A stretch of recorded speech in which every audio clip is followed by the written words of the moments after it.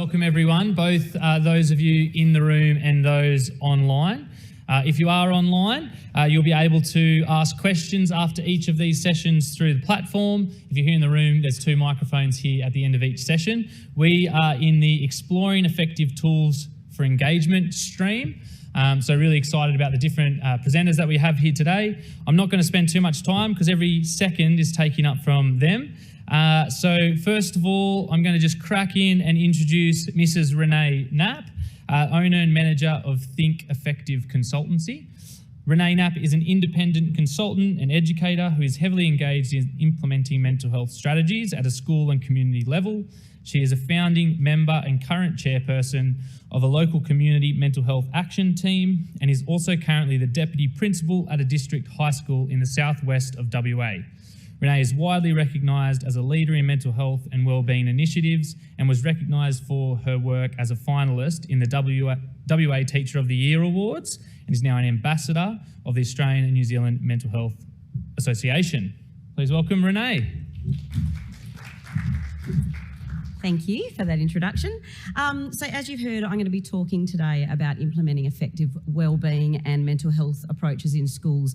And I think what's really important is that I want to talk about how we can actually change the cultures in our school as opposed to just implementing a program. I think there's a range of amazing programs out there, but I think we have to look at how we change all of what's going on in a school.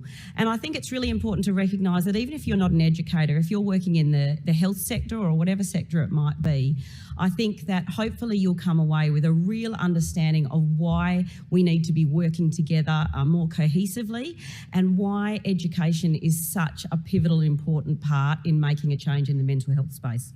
So on that note, I'd like to just begin by acknowledging the traditional owners of the land on which we meet today, and I'd also like to pay my respects to elders past, present and emerging. And I just want to recognise that I come from over in Western Australia, where I live in a place called Boyup Brook, which is on Kanayang land within the Noongar Nation. Okay, so this is a little bit about my story. As you've heard, I'm an educator. I won't go through all of that again because time is of the essence. But really, I sit in 2 very important spaces. I would really love to talk about the other one, but hopefully I'll be able to do that at the International Mental Health Conference because it's become very apparent today that there's a real need out there for this. But my 2 spaces are in the school space in improving mental health, but also in bringing the sectors together to make change happen in communities, because I really feel, and this is what led me to the development of a process for doing exactly that, is that our police, our educators, our health professionals, our sporting groups, our small businesses, basically everywhere has a role to play in mental health, and we need to provide ways to work together. Now, although I'm not presenting on that specific issue today, I have added a QR code at the end, which is a 20-minute presentation that I've done at previous conferences about that. So if you're interested, please take the time to have a look, because I really think it's a very, very valuable space, and it's come out really clearly in the last 2 days that there's a real need for that.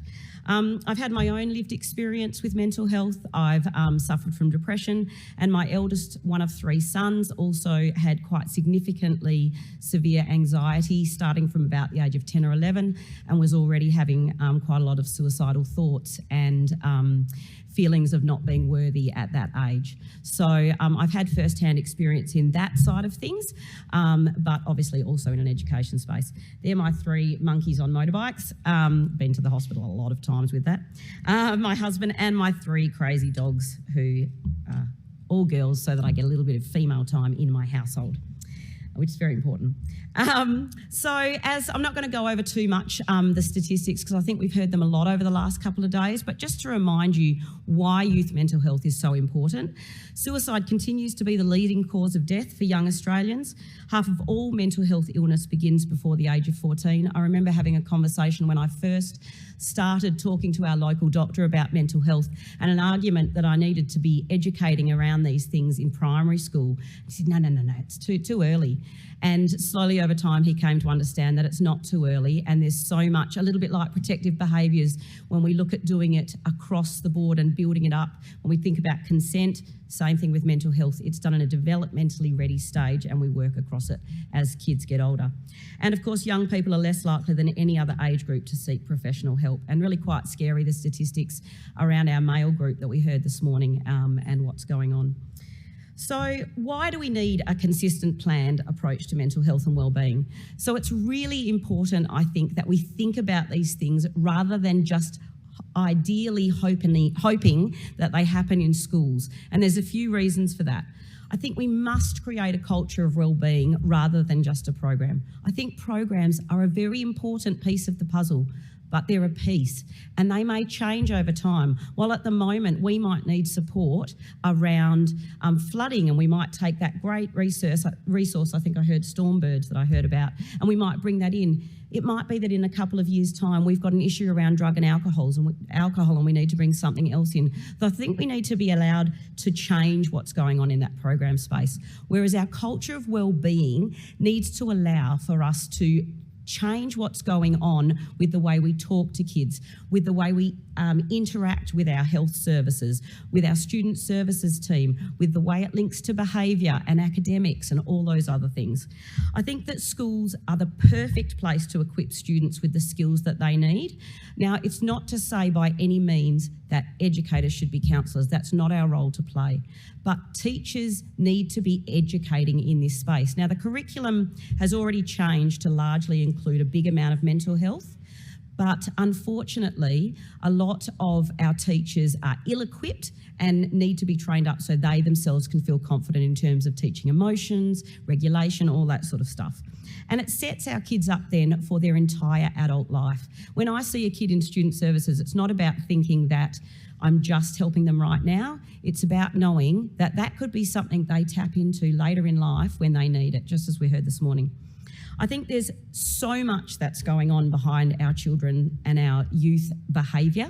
I very much have sat in my deputy role in mental health and behaviour, and certainly in Western Australia we've had a big injection of money into mental health. We've had a mental health in schools project for the last 4 years, and so many schools have struggled trying to do mental health implementation with one team and behaviour with another, and no crossover whatsoever.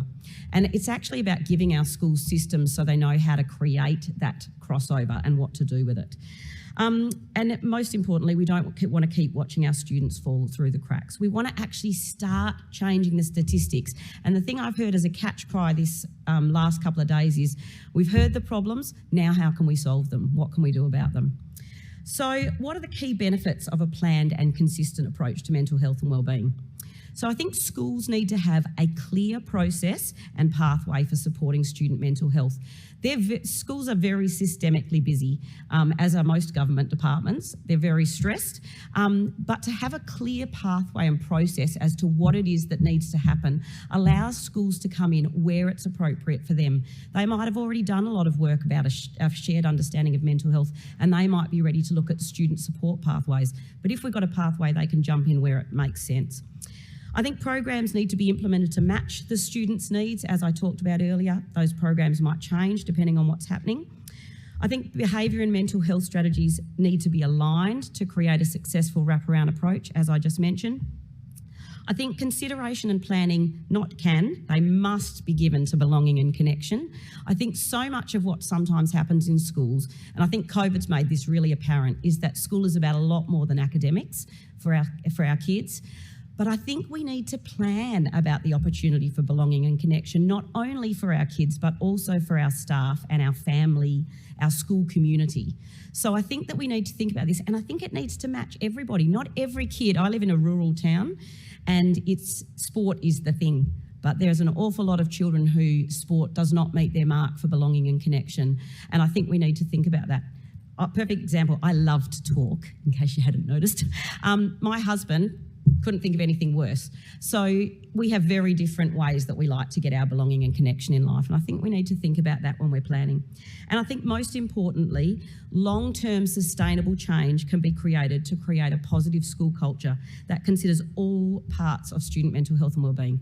I know myself as someone, I don't want to see something come and go and in 3 years later start it all over again. We need to make change that can be sustained and can actually make a difference so that we can hopefully see some improvements in this space of mental health.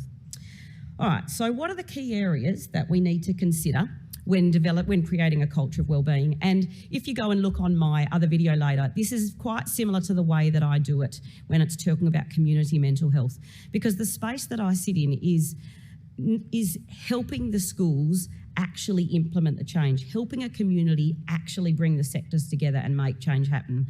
So in a school setting, I think there's some key things we need to consider. We absolutely have to have a shared understanding of mental health. I'm just going to take you forward to a slide. What that means is we've got all our definitions, but we have to engage our staff and our school community in what mental health means for them. It might mean broadening their understanding, but it's also about actually thinking about that people come from a different space. I have an understanding because of my own personal experiences. Some of our teachers have limited experiences. They might have had experiences, but they might not have been open to knowing about them.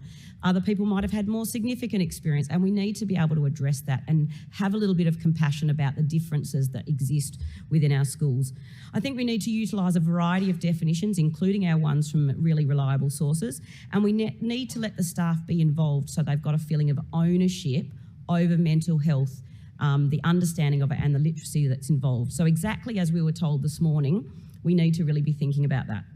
So I think that next we need, and this is one I'm very passionate about, is we need to have an implementation checklist. Now, you can see it a little bit bigger up there, but I'll show you how you can get access to this. I think it's really important that we have an overview of where we go as schools. Sometimes we have these great things that come in and we just have no idea where it's going to end up, or we might want to come in a middle point, or we might want to change and go this way because for us there's a big need for something. So I think we need to have a clear step-by-step guide as to what to do. This not only provides us with accountability, which we know the Education Department loves, but it also provides us with where to go when we're writing our agendas, where to get started, where to come in and how to jump in and out of things. So I'll talk a little bit more about what the actual headings are within those in just a moment. And I very much follow a similar process in the community because the community needs that similar sense of where you're going. I think we absolutely must plan for relationships, belonging and connection, relationships between staff and students, between staff and parents, between students and students, all these different things. I think we absolutely need our whole school social and emotional programs. It's just a matter of thinking about what they are and what suits our needs. And I think that's why it's important to have a generic implementation checklist, because what programs I need at my school is going to be completely different to a town that's just been through flooding. I'm excited when I see 30 mils of rain. I've never seen this much rain in my entire life in WA. So I think we really, really importantly need to consider student services, not in terms of who's on the team, not in terms of necessarily just what we're going to be doing, although that's very, very important. But I think we need to think about something along the lines of a student engagement plan. I think we need to think about how do kids come into us? Is it through the behaviour aspect? Is it through academics? Is it through something else? And now let's not just write a behaviour plan. Let's not just write an academic plan. Let's not just write a health plan. Let's actually think what's going on for this kid in total. Have they had any involvement with the local police? Have they had any involvement with the local doctor or a support service? What's their family life like? Do they belong to any sporting clubs or community groups? What's going on in all of the parts of the picture? So then when we're making a plan, we actually do it on a really well thought out basis, and we can think about what it is they might need in those essential areas, whether it be support pathways, whether it be belonging connection, whether it be something else, whether it's homework and they need some support in that space. So we really need to be able to be thinking about all those important things. So the other things we need to consider, if I can can just go back one more, there we go. Critical incident planning. I think it's really important, and we heard that amazing speech this morning from Headspace. I think it's really important that we're thinking about our critical incident planning way before it happens. Perfect example, we had a very tragic event where a relief teacher in a close by town who'd spent a lot of time at our school died by suicide, and one of our deputies, this was quite a long time ago, probably about 10 years ago, he at the time thought he was being very well-meaning, but the first thing he did was to walk around to all of the students and say, we're not talking about this. I don't want to hear any talk about it. If you want to talk about it, talk to your parents about it. And that was it. And I look back and think, wow, I just have no words for that. I really think we've got to be thinking through how do we manage these things if they happen, and quite likely possibly when they happen, whether it's a student or whether it's further past from that. I think we need to very much think about staff wellbeing and self-care, and that sort of goes without saying, and then integrated planning documents. So you might be wondering what I mean when I say integrated planning documents, and this is where you can get an idea of the entire overview. These are the headings that would go onto our implementation checklist. So when we're looking at student mental health and wellbeing, I think there's 4 stages. There's our foundation, there's our initial steps, there's action planning, and then there's actually creating a culture of wellbeing. Long time to put it in. It is long-term sustainable change. So foundation, which is just so crucial, and I think people rush over it, is developing your team, setting up meeting protocols. I don't know about you guys, but I think people are so tired from a million meetings and having to go and listen to discussions and never coming out with an outcome. We have to make sure that we value people's time when they come to these things so that true action happens. We might not come up with a perfect solution, but we do need to feel like when we're coming to a meeting, our time's been valued and we've achieved some outcomes. I think we must use data collection to actually know truly what's going on. It's a little bit like when we were talking yesterday about the involvement of our student voice. We need to find out from our students what actually is going on and not just assume that we know what's happening. And looking at identifying goals and other different things. We need to look at initial steps such as identifying protective and risk factors for our local environment, identifying a welcoming and positive school community, looking at our relationships, belonging and connection, and some school-based mental health promotion. And what you'll notice is these are not specific just to my school, just to another school. They're for any setting so that a school can localise it in their context, which I think is really important. Then in terms of action planning, that's when we start looking at what are the programs that we need to include, how are our student services processes going and what can we do, student engagement plans and all those things I've talked about. And then we look at our culture of wellbeing. So our culture of wellbeing is where we need to actually say, and I'm going to take you through and show you what it would look like, won't be far. So a culture of wellbeing needs to include some really important things. First and foremost, what are the school's core values? So typically their behaviours, but also what are the core values in the staff? Do you want people to be team players? Do you want people to be open to learning? All those sorts of things. What are you doing in the mental health and wellbeing, which is all the stuff we've just talked about? How does behaviour come in and how does that link to mental health and wellbeing? What have you got in the way of student voice? What is the digital respect and responsibilities? Can't talk enough about this. This has got to be included in mental health and in our culture of wellbeing because the digital space is massive when we think about pornography, consent, cyberbullying, etc., etc., etc. Staff wellbeing and really importantly, ongoing professional learning, finance and data. So I think all of those things have to come together and allow us to finally then put the pieces together for an actual culture of wellbeing that can be our setting. I know that was an awful lot to get through and you're probably going, oh my goodness, I talk way too fast.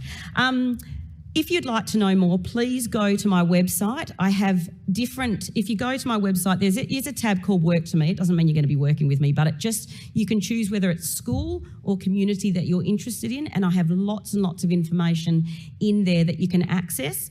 And you can also get access to a free copy of those implementation checklists for school or community. And you can like me on socials. If you would like to know more about the community side of things and how to bring the sectors together, please, I've not changed it, but please access that QR code. Thank you to the ladies yesterday for showing me that and inspiring me to put a QR code on the board. Please access that and please come and see me. I will be out and about. I've got to go do a podcast at the end of this, but please come and see me before I go and fly back to WA, hopefully. Thank you.